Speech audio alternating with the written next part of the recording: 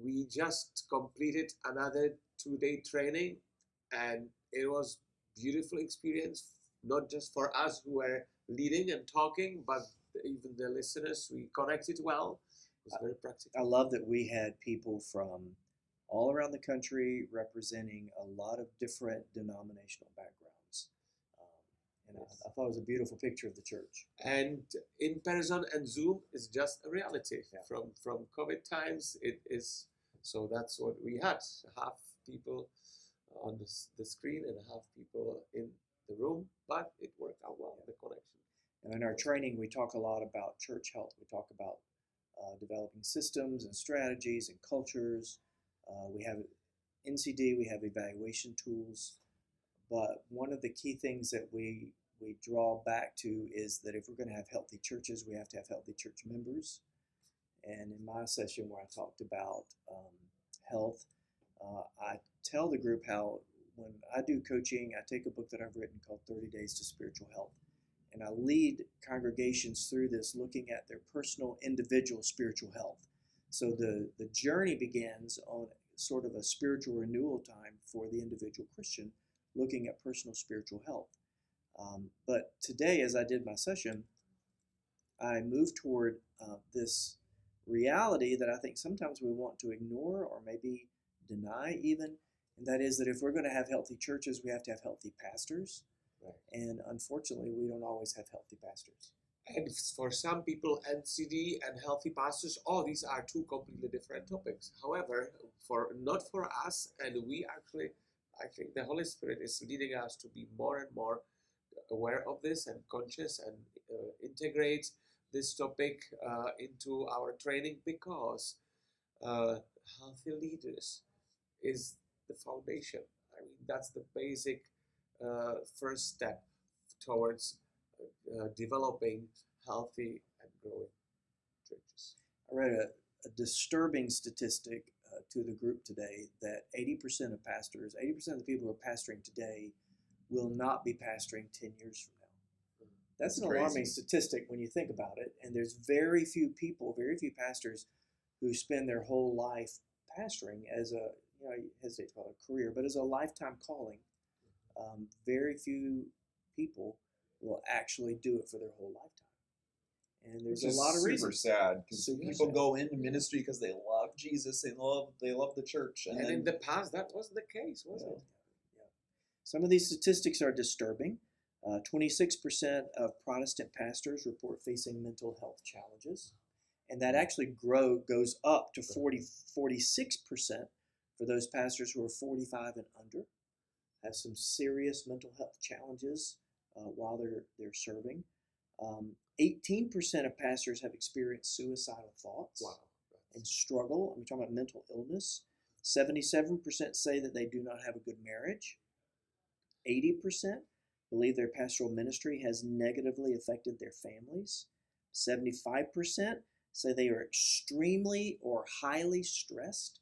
These are some very serious indicators of the health or the lack of health among pastors. And John and I serve pastors as local churches. We understand this. I understand it from past experience. I faced burnout, and I was not leading well during that time. I resigned my church with no intention of ever pastoring again. So I can relate to some of these numbers. And I think the fact that God reoriented me and helped me through that season, and I stepped back into pastoring again, I think it says that, one, burnout's a reality. I know it's true in my own life.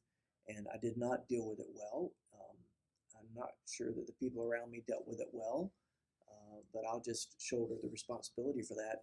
But the fact that God brought me through healing and helped me, and now I have the wonderful privilege of pastoring a church. While I was not healthy at first, it's very healthy now in many ways, and getting healthier all the time. And so I'm grateful for that. So I think that renewal and recovery for pastors is possible and actually essential.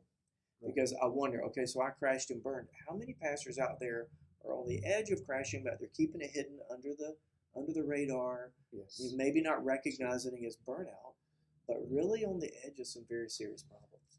And for some reason, and you can help me, I'm just raising the question, and this issue cannot be overemphasized, is that what makes pastors to be blind to their needs, their body, and their being sends signals for? I think there's such need for us to have it all together, for one thing.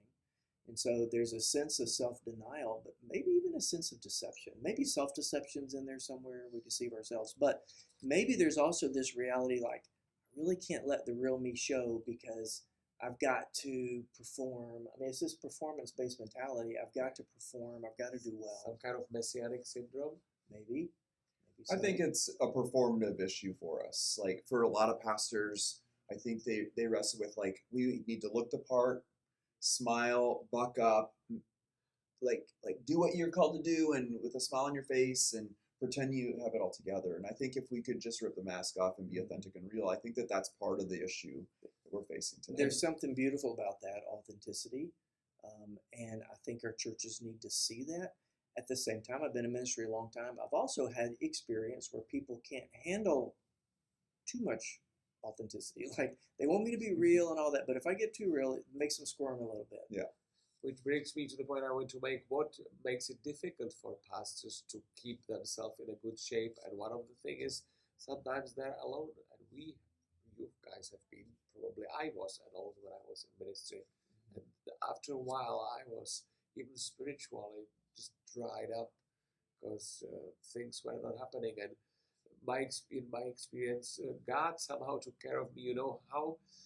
Because I was in the mission field as a freelancer, so I received a book from someone who was not from my tribe, and out of the blue came a request for me to translate book from English to my native language, and it was about fasting.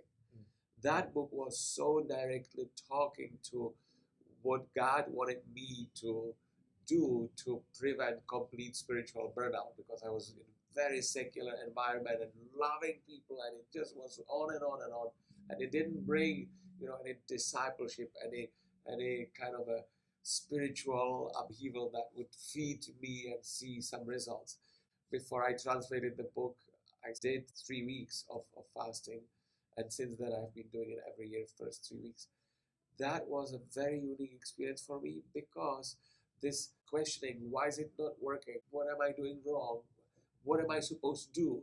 When I was fasting, I was crying often, because I was like, God, I've tried my best.